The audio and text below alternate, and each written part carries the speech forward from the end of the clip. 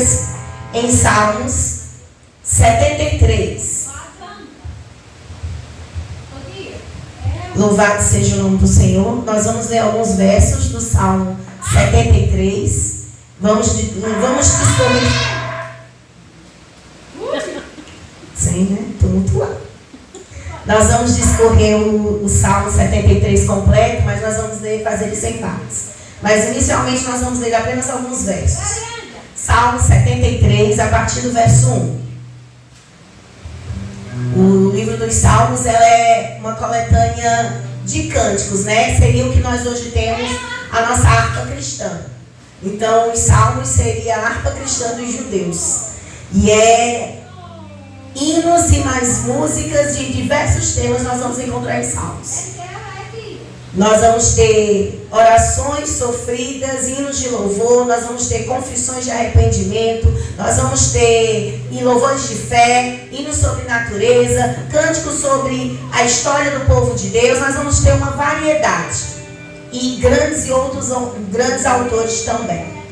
Então hoje nós vamos ler o Salmo de Asaf, Salmos da família de Asaf, e o verso 1 diz assim: certamente Deus é bom para Israel, para os puros de coração.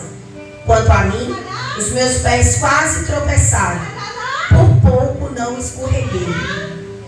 Pois tive inveja dos arrogantes, quando vi a prosperidade desses ímpios.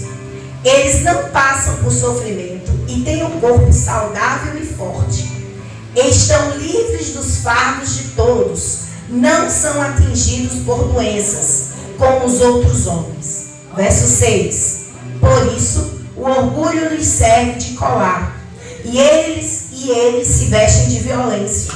Do seu íntimo brota a maldade, da sua mente transbordam maquinações.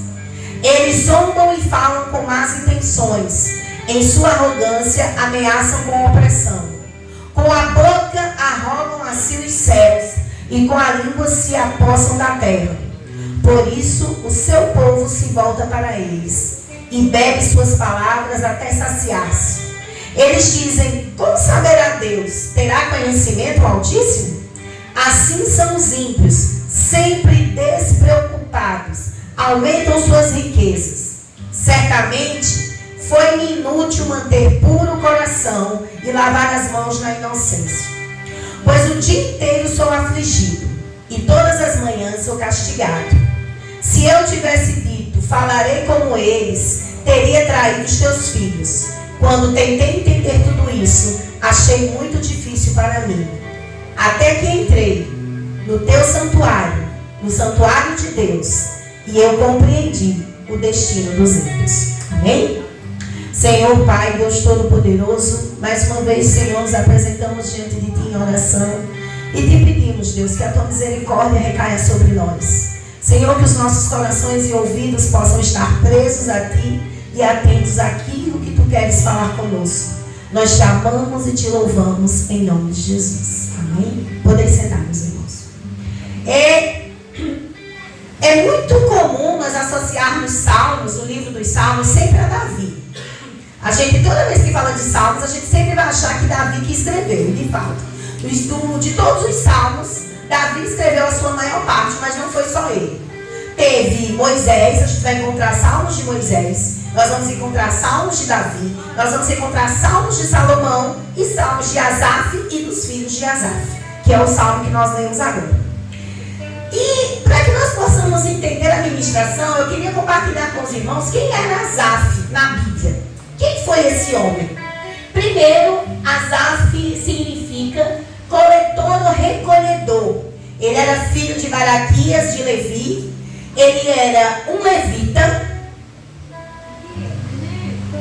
por hereditariedade. O que significa isso? A família dele pertencia à tribo de Levi. E a tribo de Levi era uma tribo que tinha sido escolhida pelo próprio Deus com a responsabilidade de cuidar das atividades sacerdotais do templo. Então, a família de Levi, os levitas, né, os descendentes, eles eram os sacerdotes, eram aqueles que tinham a autorização, só eles poderiam tocar na harpa, só eles poderiam entrar no templo, no Santo dos Santos, só organizar os sacrifícios, só eles poderiam usar os instrumentos do templo, só eles poderiam fazer tudo isso. Então ele era um músico. Ele era, nós vamos ver lá em 1 Crônicas 16, 1 Crônicas 15, 1 Crônicas 16, que nós vamos ver que Asaf, ele era responsável pela parte da música. Ele era instrumentista. Quando Davi mandou trazer a arca de Obed-edom, que não estava em Jerusalém, para Jerusalém, ele incumbiu que Asaf, juntamente com outros sacerdotes, organizasse esse culto.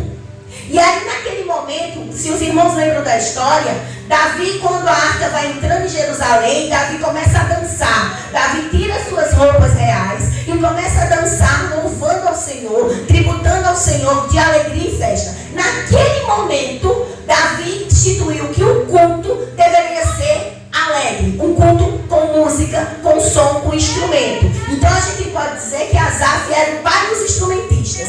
Então se hoje nós temos os meninos tocando, foi porque Asaf começou isso. E engraçado que você vai ver lá em 1 Crônicas 16, que ele tocava percussão. Quais são os instrumentos de percussão? É qual? Bandeiras, baterias, pronto, Neizinho. Ó, tu vê, tem uma linhagem aí, tu aprendeu pra, né, usar, né? Mas eles tocavam, né, com ritmo, tudo bonitinho, organizado. Então, ele era o pai, né, da percussão. Ele era levita, ele era um salmista, ele era então um poeta que escrevia salmos. Ele era encarregado da música. Então, é tão interessante nós entendemos que Asaf, ele era aquele maestro, aquele regente, que quando o templo foi inaugurado, quando Deus disse a Salomão, a Davi queria fazer um templo, porém quem construiu o templo não foi Davi deixou tudo organizado e Salomão, seu filho, construiu. E quando Deus foi inaugurar o templo, aí a gente vai ver lá em 2 Crônicas 5 do 12 ao 14, que quando a música começou, a glória de Deus enchia aquele lugar. Então você imagina Asaf lá tocando, o rei está voltando, e a glória do próprio Deus descia quando ele começava a tocar. Ele era levita, ele era salmista, ele era músico, ele era profeta. Porque quando nós vamos ler os salmos de Asaf, vai ter muitas proclamações de juízos de Deus, de profecias de Deus, inclusive esse que nós lemos. E ele foi uma pessoa memorável, ele deixou um legado. Porque depois dele, os filhos dele continuaram sendo influenciados pelo legado que ele deixou. Por tudo que ele fazia, por tudo que ele exercia, só deu um legado que os filhos dele continuaram com esse legado. Por que então que eu comecei essa história todinha? Porque para quem já leu o Salmo 73, que eu acredito que toda a igreja já leu, o Salmo 73 ele começa com uma lamentação deste homem que tinha todas essas características. O Salmo então basicamente vai tratar, igual o 37 e o 49, ele vai tratar de quê? Como Deus, sendo justo, permite que o ímpio prospere e o justo seja afligido. Asaf ele faz uma confissão. E quando ele começa a confessar isso, ele começa a ser surpreendido por Deus nas suas colocações. Aí ele começa a questionar. Ele pergunta, como é que homens cheios do Espírito Santo, como João Batista, estão na prisão quando homens perversos como Herodes estão fazendo e acontecendo no trono? Ele questionava como é que Paulo, um apóstolo tão cheio de Deus, foi degolado enquanto Nero, um devasso, tomava conta e acontecia, e queimava, incendiava e estava por assim mesmo. E ele ficava questionando, por que aqueles que escarnecem tanto de Deus têm uma vida tão próspera? E isso é um problema comum. Talvez nós já tenhamos, com certeza, feito essas perguntas. Ponderado assim, essas questões e não tínhamos resposta. Asaf não encontrou resposta imediatamente. Mas aos poucos ele começou a entender algumas coisas que com certeza nós também temos esse inquietação? Ou você nunca parou para perguntar isso para você mesmo? Ou questionar o próprio Deus? Não é uma questão de botar Deus na parede, não. Que Deus não é menino para se colocar em parede. Mas são questionamentos que sobem ao nosso coração. E engraçado que como eu li e mostrei para vocês quem era Asaf, pela ótica humana, era o último homem na terra a fazer esses questionamentos. Era um homem que vivia dentro da casa de Deus. Era um homem que sabia quem era Deus. Era um homem que conhecia que quando cantava e tocava e regia a orquestra, a glória do próprio Deus se manifestava no lugar. E ficavam esses questionamentos. E isso subiu ao coração dele. Aí a gente começa. Como é que nós vamos descobrir então a solução para essas respostas? Vamos aprender hoje com Asaf. Primeiro, ele olhou para trás, versos 1 e 2. Eu te convido a deixar a Bíblia aberta, que a gente vai esmiuçar esse salmo hoje. Versos 1 e 2. Versos 1. Certamente Deus é bom para Israel e para os puros de coração. O salmo ele vai iniciar com a conclusão. Mas antes de expor o seu conflito, ele afirma que Deus é bom. Porque o conhecimento que Asaf tem sobre a realidade da vida dele foi estar governada e estar regida pelas promessas de Deus da aliança. Quando ele diz que Deus é bom, é porque ele está afirmando tudo que o povo dele passou e como o povo dele foi cuidado por Deus até aquele momento. E ele afirma, olha, Deus é bom. Ele olhou para trás, para a história de Israel, declarou a bondade de Deus. E que Deus não era bom só para o povo, não. Era bom para quem? Os puros de coração. Então ele inicia afirmando. Ele não está duvidando de Deus. Ele não duvidou de Deus. Ele não está dizendo que Deus não. Ele está com os questionamentos no coração dele. A mente dele está bugada. O coração dele está aflito e angustiado. Porém, isso não fez com que ele negasse a fidelidade e a bondade de Deus. Primeiro passo. Aí ele viu o problema. Verso 2. Quanto a mim, percebe que ele está jogando culpa para ninguém. Meus pés quase tropeçaram. Por pouco não escorreguei. Meus pés tropeçaram, por pouco não escorreguei. Ele era um judeu fiel, obediente à lei. Asaf, ele tinha um coração puro, mãos limpas, mas ele não estava, aos olhos dele, desfrutando da bondade de Deus na sua vida. Quando ele acordava, ele olhava que os seus vizinhos, que os seus colegas de trabalho, que as pessoas com quem ele convivia, pessoas que não conheciam a Deus, que escarneciam de Deus, que não queriam saber de Deus, estava tendo uma vida muito mais próspera do que ele, tanto física como materialmente. E o que ele vai fazer então? E aquilo angustiava ele. Ele dizia, mas eu estou na tua casa, eu subo todo dia. Eu vou reger a orquestra. Eu lá organizo os utensílios do culto. Eu arrumo a igreja. Eu estou lá. E por que isso está acontecendo? O que estava de errado com Asaf? O que estava de errado com a visão dele? O que ele não podia ver? E aquilo estava agoniando, angustiando ele. E isso acontece com a gente também. Principalmente quando nós temos muitos anos de crente. Que passamos anos e anos servindo ao Senhor. Que não desistimos, que estamos aqui. E eu entendo que Asaf, nessa circunstância, nessa situação, ele não estava querendo uma explicação de Deus como se ele fosse merecedor, como se ele precisasse de alguma coisa. Não, mas ele estava perguntando a Deus e isso não é pecado. Vocês percebam que a posição de Asaf era, ele estava questionando e perguntando a Deus por que estava acontecendo aquilo, mas primeiro ele glorificou a Deus no verso 1, ao contrário de nós. O que a gente faz? A gente questiona, pergunta a Deus as coisas, coloca Deus em canto de parede. Ah, mas eu tinha que fazer isso porque eu sou teu servo. E esquece de glorificar a Deus primeiro. Aí nós vamos do verso 3 ao verso 12. Aí o que foi que ele fez? Ele começou a olhar ao redor. O verso 3 até o verso 5. Pois tive inveja dos arrogantes, quando vi a prosperidade desses ímpios. Eles não passam por sofrimento e têm um corpo saudável e forte.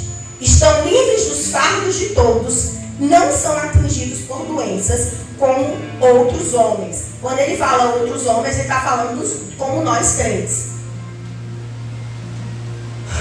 Tive inveja dele. Ele sentiu que eles não tinham dores e lutas e que os piedosos experimentavam mais. Ele disse a Deus: Deus, olha, eu tive inveja que a mesa dele é mais farta do que a minha. Eu tive inveja porque eu estou aqui doente e muitas vezes eu não tenho condições de dinheiro para comprar um remédio e eles não têm. Eles têm dinheiro, eles têm plano de saúde, eles podem, acontece e eu não. Repito, mas os questionamentos de Asaf em nenhum momento fez ele pecar contra Deus. O problema está aí, que quando nós vamos questionar a Deus, nós estamos pecando contra Ele, porque nós não revelamos e nós não mostramos a soberania de Deus e quem Ele é. E Asaf, ele estava questionando isso. É como se eles fossem eles são tão bem sucedidos nesse mundo, parece que eles não gozam de sofrimento ou de problema, ou seja lá o que for. E Asaf estava chateado por causa do orgulho deles. Versos 6 ao 9. Lembrando, nunca esqueça de quem era Asaf durante a pregação. Por isso, verso 6. O orgulho lhes serve de colar, e eles se vestem de violência. Do seu íntimo brota a maldade, da sua mente transbordam maquinações. Eles zombam e falam com más intenções, com sua arrogância ameaçam com opressão. Com a boca rogam assim os céus, e com a língua se apossam da terra. Asaf estava dizendo, olha, eles escarnecem tanto, que eles fazem um colar da exibição que eles fazem. Eles se exibem de tal modo, e principalmente quando se trata de ser com crente, com servos, que é como se eles estivessem zombando e aquilo ali, ó, para eles não é nada. E Asaf os olhos de Asaf estavam escorregando para ele. Eles sentiam que eles deveriam pelo menos reconhecer a bondade de Deus. Mas não, o ímpio tomou para ele a glória para ele mesmo. Ah, eu tenho porque eu sou inteligente, porque eu sou forte, porque eu sou bonito, porque eu tenho dinheiro. Eu tenho isso e aquilo porque eu sou o cara. É isso que os ímpios falam. Mas Asaf não estava entendendo que eles já estavam no mundo. E quem está no mundo mesmo. Não tem temor. Eles usavam seu orgulho como uma corrente para se promover, eles se gabavam. Eles esbanjavam que o seu coração poderiam desejar e eles poderiam ter. Eles queriam, eles tinham. E aquilo estava consumindo Asaf de uma maneira que ele estava ficando com inveja. Ele estava angustiado. Ele estava com inveja porque ele não tinha, e estava com raiva que eles não reconheciam que aquilo era a glória de Deus. E parece a gente. Ou não?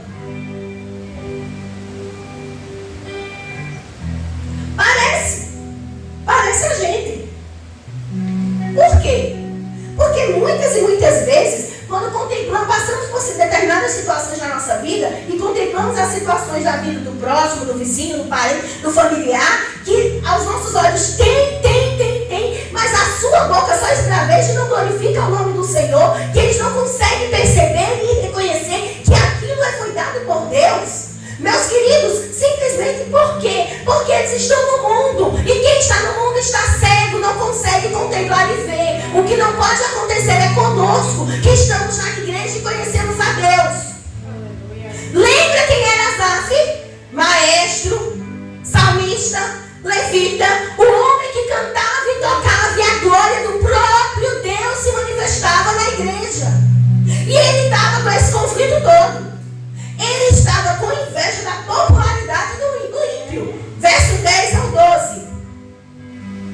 Por isso o seu povo se volta para eles e bebe suas palavras até saciar. Eles dizem: como saberá Deus? Terá conhecimento Altíssimo? Assim são os ímpios, sempre despreocupados, aumentam suas riquezas. Asaf estava com inveja deles. Eles lá querem saber de Deus? Deus, quem é Deus? Não, traga mais uma. Vá, passa aí um Pix. Passa cartão. Não, quem é Deus? Deus é meu dinheiro, Deus é meu trabalho, Deus é eu. Não existe Deus aqui não. E quanto mais eles tinham, né, os ímpios têm, aí o povo está em cima. E Asaf estava com inveja disso. E parece a gente. Às vezes a gente fica assim, dá uma demência na nossa cabeça, na nossa mente, uma demência demoníaca, que a gente esquece quem somos. Isso estava ludibriando o coração de Asaf. Qual foi, então, a resposta? Como é que Asaf poderia responder a pessoas com esse tipo de atitude? Como é que você, como é que eu, testemunho ao mundo que vê os piedosos sofrerem, enquanto os ímpios são bem-sucedidos e prosperam? Como é que a gente pode responder isso? Se às vezes o nosso coração está igual ao de Asaf. Aí o que foi que ele fez? Ele olhou para dentro dele. Fez um autoexame. Versos 13 ao 15. Vamos para o verso 13. Certamente foi inútil manter puro o coração, isso ele se autoexaminando, e lavar as mãos na inocência. Pois o dia inteiro fui afligido, todas as manhãs sou castigado. Se eu tivesse dito, falarei como eles, teria traído os teus filhos. Sabe que ele fez um autoexame no versículo 13, ao ponto de dizer assim, que ele considera a sua vida pura de obediência a Deus, que não valeu a pena. O verso 13 estava dizendo isso. Simplesmente ele estava dizendo: olha, então cheguei à conclusão que te servir não valeu mais a pena. A conclusão imediata que ele cometeu foi um grande erro, confiar em Deus. Aos olhos no verso 13 está dizendo, ele simplesmente está dizendo assim: certamente me foi inútil manter puro o coração. Certamente, então, perdi meu tempo e te servi. Certamente, então, foi inútil eu te servir. Os ímpios estavam prosperando, enquanto eles estavam sendo atormentados. Os ímpios acordavam todas as manhãs para o seu gozo, para o seu conforto, enquanto eles estavam sendo castigados. Os ímpios acordavam, já tinha, tudo lá pronto, e ele acordava, às vezes não tinha nem o dinheiro para comprar o pão.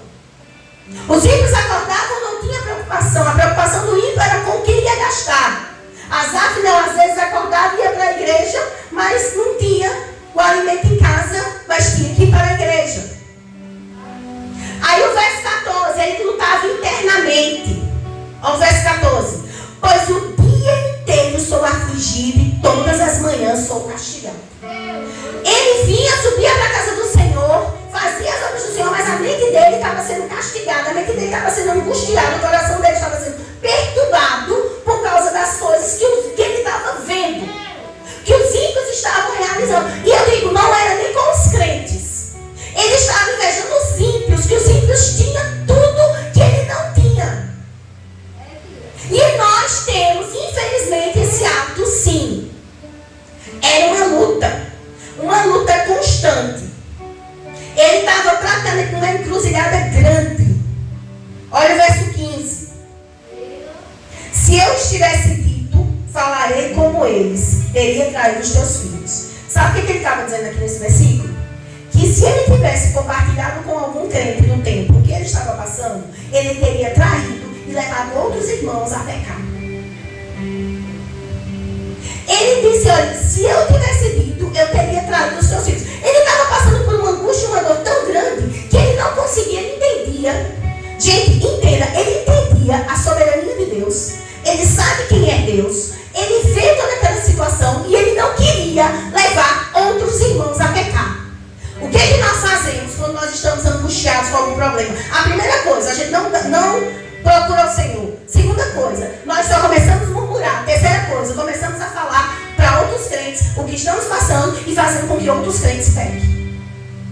Asaf era mais ou menos assim. Chegava quando o culto tinha começado e saía antes de terminar. Por quê? Porque se o irmão vai dizer, irmão Azar, tá tudo bem. Não, ele era capaz de debulhar o que estava acontecendo e fazer com que o irmão perdesse a cabeça.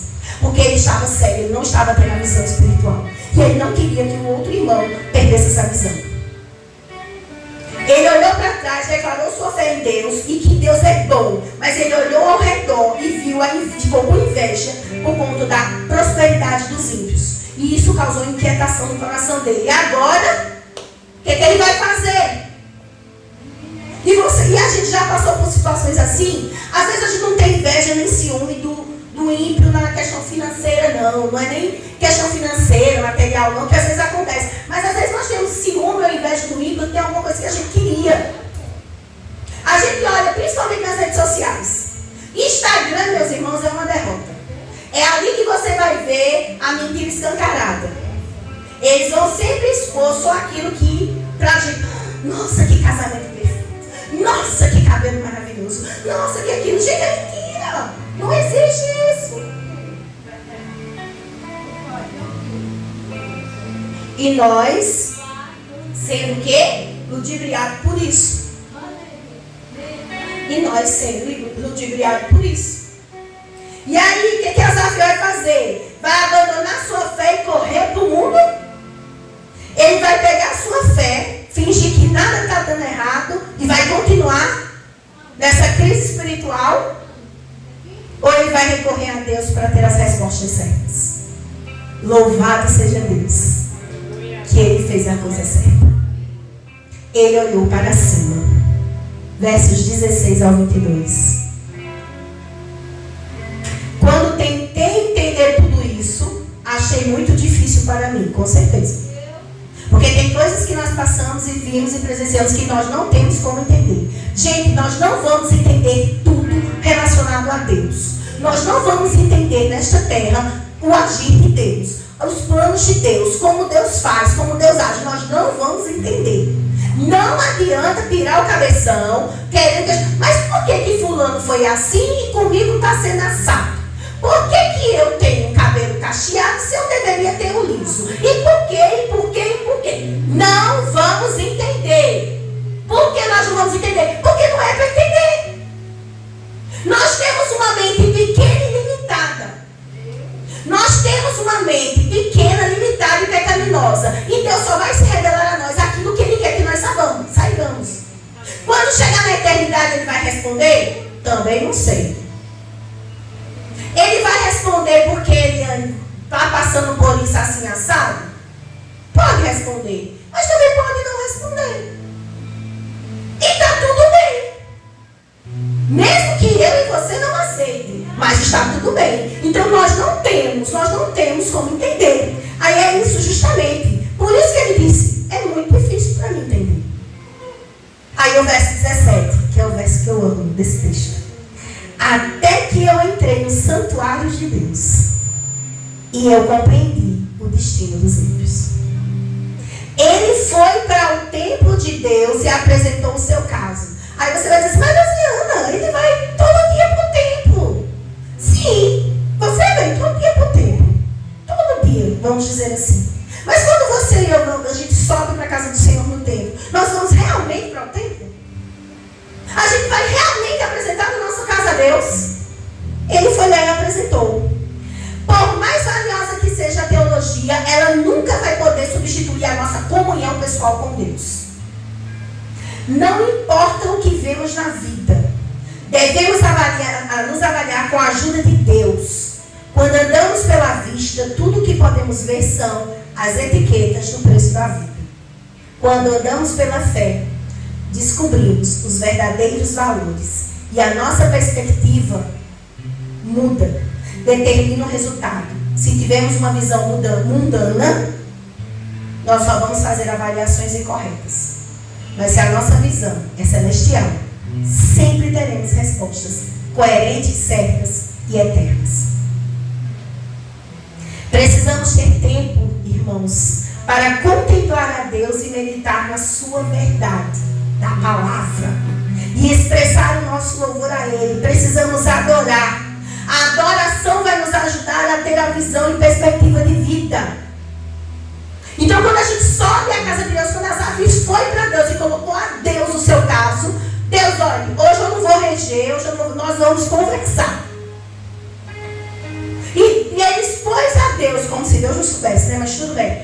Ele expôs a Deus o que estava angustiando o coração e a mente dele.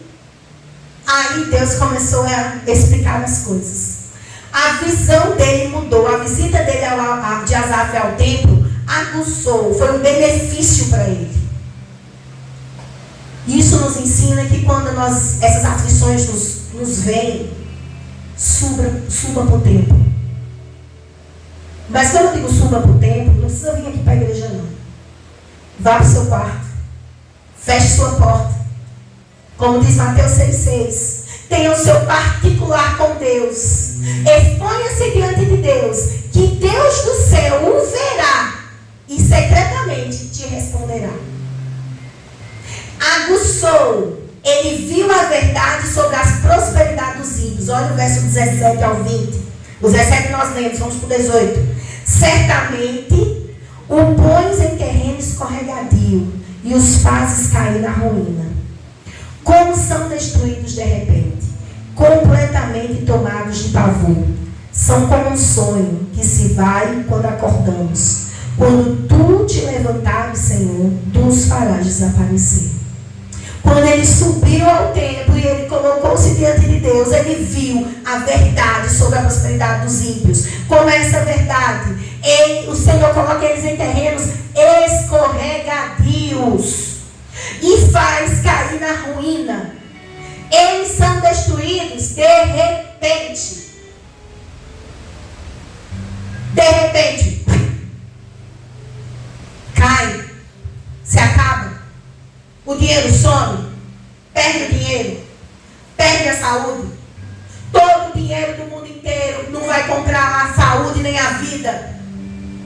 Eles se perdem. Então, no versos 21 e 22.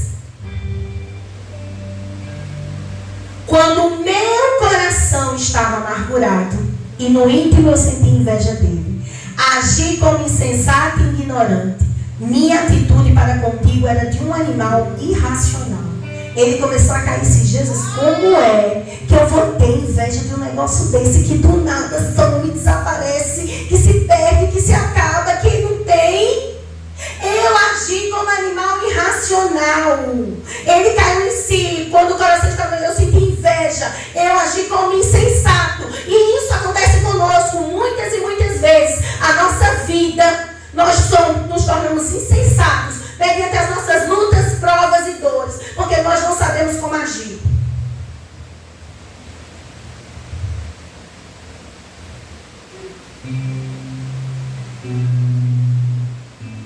Porque nós não sabemos como agir. Por que o povo no deserto, só a segunda geração entrou? Dos que saíram, porque só 2 entraram? Porque eles perderam e foram insensatos na caminhada durante o deserto. Eles foram insensatos na caminhada durante o deserto. Eles queriam voltar para o Egito. Eles queriam voltar para as cebolas, para os alhos. Queriam voltar para todas aquelas guloseimas e delícias que ele tinha. Mas eles esqueceram de um pequeno detalhe. Eles queriam voltar para o Egito, que tinha cebola, que tinha alho, que tinha carne, que tinha cama, casa, mas eles eram escravos. Mas no deserto, eles tinham sol, eles tinham calor, eles tinham tempestade, vento, mas eles eram livres e tinham cuidado do próprio Deus. E Asaf começou a entender isso. Aí então a nova visão e o coração mudou. Quando ele caiu em si, foi para Deus. Ele olhou então para frente. Dos versos 23 ao 28. Vamos ler os 23 e o 24. Agora, como a visão e a mente mudou, ele é capaz de avaliar o tempo à luz da eternidade. Contudo, sempre estou contigo. Tomas a minha minha mão direita e me sustens. Tu me diriges com o teu conselho, e depois me receberás com honras.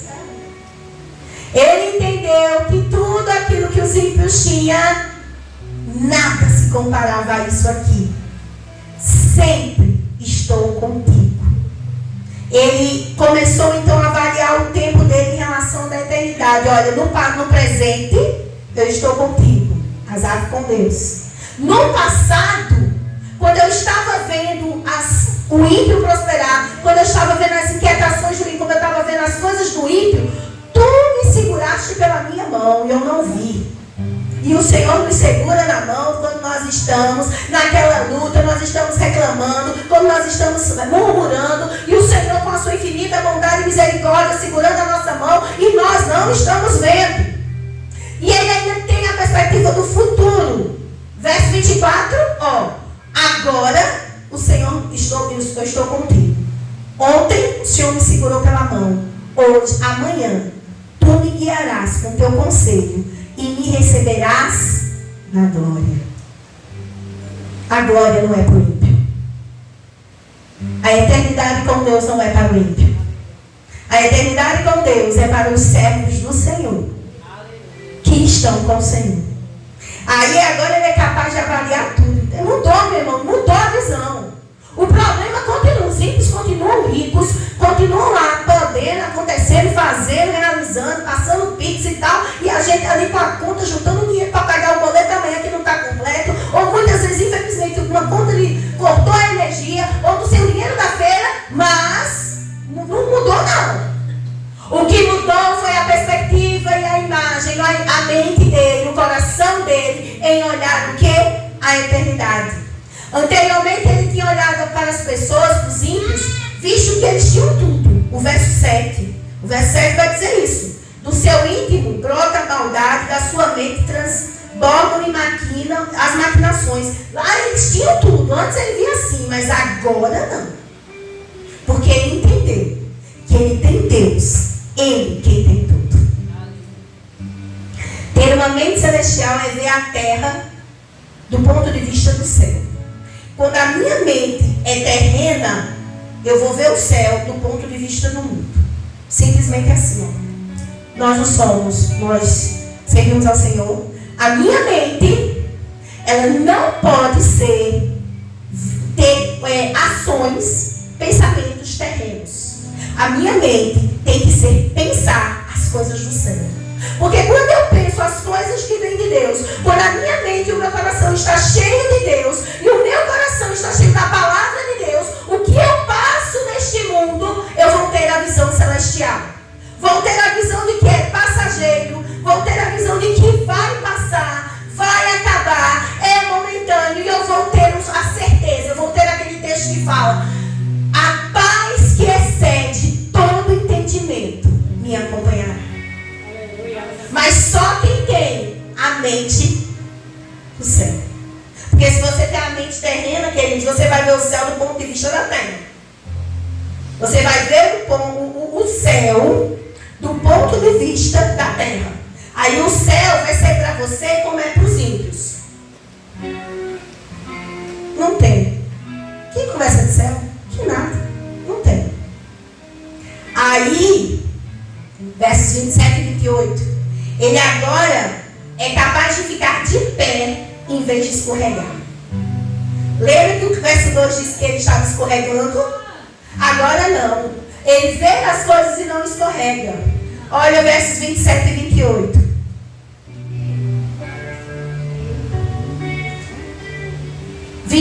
Vamos para o 25. A quem tenho nos céus, senão a ti?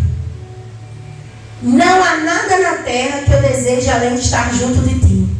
O meu corpo e o meu coração poderão fraquejar, mas Deus é a força do meu coração e a minha herança para sempre. Os que te abandonam, sem dúvida, perecerão. Tu destróis todos os infiéis, mas para mim, bom é estar perto de Deus.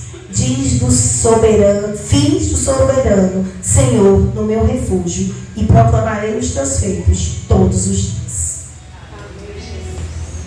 A visão dele se mudou, se ampliou, e ele entendeu que ele começou a ter os valores certos.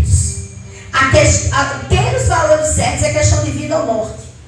E ele entendeu que ele precisava. Ele disse: quem tenho eu nos céus, senão a ti?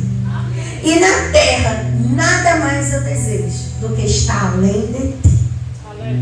No final da sua experiência, que começou lá com tantos questionamentos, com tantas perguntas, com tantas coisas, encerra o salmo dizendo: olha, o meu corpo e o meu coração vão poder fraquejar, mas Deus é a força do meu coração. Ele começou com os pés escorregando, mas acabou ficando firmes, porque ele tomou a posição e a decisão certa, buscar a Deus. Ele quase fez os irmãos pecarem, mas ele admitiu que a sua fé em Deus não foi um erro, nunca jamais será. E em vez de declarar suas dúvidas e medos, ele agora vai fazer o quê? Declarar as obras maravilhosas de Deus. Aquele homem, aquele Asaf, que levita, sacerdote, regente, que tinha a autoridade de mexer na arca. Você sabe o que era a arca? A arca para o povo judeu era a representação da presença de Deus, era a presença do próprio Deus. Ele tinha acesso a isso. Hoje nós não temos a arca, mas nós temos o véu que se rasgou e temos acesso ao mesmo Deus. Nós podemos ter acesso a esse mesmo Deus e usufruir dessas mesmas bênçãos. Como nós vamos aplicar isso? Riqueza sem Deus não é prosperidade, irmãos. Os ímpios, eles vão morrer com dinheiro, mas eles não são prósperos. Porque no fim de tudo, se eles não tiverem ao Senhor, de nada valerá.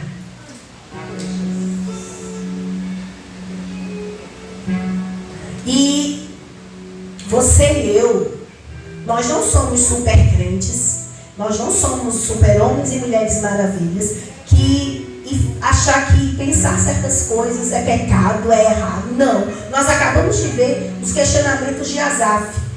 E isso sobe a nossa mente, esses questionamentos ou outros sobem ao nosso coração. E não é errado. Erradas são as atitudes que nós tomamos com eles. E a partir de hoje nós aprendemos que devemos tomar atitudes certas. E entender pela ótica de Deus. Porque pela ótica humana, nós jamais poderíamos passar pelas crises que passamos. Apenas pela ótica de Deus. Deus nos olha e sabe o que precisamos e sabe como tratar. Nós temos que aprender a parar de querer ensinar a Deus. Deus não precisa de professor. Deus não precisa de ninguém que o oriente ou que o ensine. Ele é o próprio Senhor. Ele é o eterno. Ele é o princípio e o fim. Nada existiu antes dele. Nada haverá depois dele. Nada se compara a ele. Nada foge do controle dele. Ele sabe onde vai colocar cada ponto, cada estrela, cada pedra. Tudo ele sabe. A palavra de Deus é verdadeira. Não importa como sejam as circunstâncias. Não importa as circunstâncias que passamos. A palavra de Deus, ela é sempre viva e eficaz e é verdadeira. Não importa o que você esteja passando. E quando eu falo não importa, não estou falando uma perspectiva que estou menosprezando a sua dor. Não. Eu estou falando da perspectiva de que Deus sabe como e por que estamos passando por isso ou por aquilo. E por que vamos passar e como vamos passar. E nessa noite, para aqueles que estão lutando com dúvidas e perguntas sobre a obra de Deus em nossas vidas, sempre suba ao templo. Você foi chamado para servir a Deus. Você foi chamado para glorificar o nome do Senhor. Você foi chamado para fazer a obra do Senhor. Você foi chamado para estar aonde o Senhor te colocou para florescer. Nem todos vão estar num púlpito como esse. Mas todos nós temos um púlpito. Um púlpito na sua casa, um púlpito no seu trabalho, um púlpito na sua rua, um púlpito aonde quer que esteja. Você foi chamado para isso. Nós fomos chamados para isso. E quando as dúvidas vierem, que elas vêm, mas Senhor, por que tu me chamou para isso? Mas Senhor, eu não sei fazer. Mas Senhor, eu não era para fazer assim. Mas Senhor, eu não quero fazer nada. Não, você não foi chamado para fazer nada.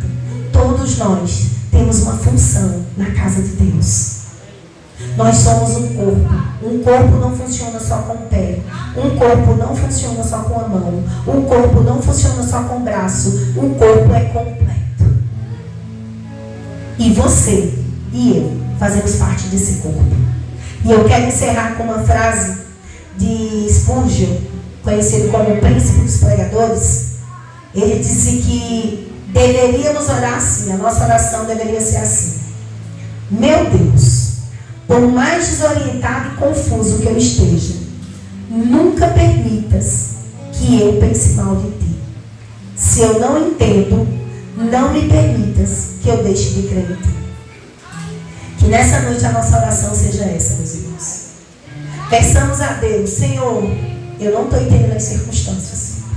Eu não sei, mas não me deixe pecar contra ti. Não me deixe vacilar contra ti. Não me deixe me desviar de ti.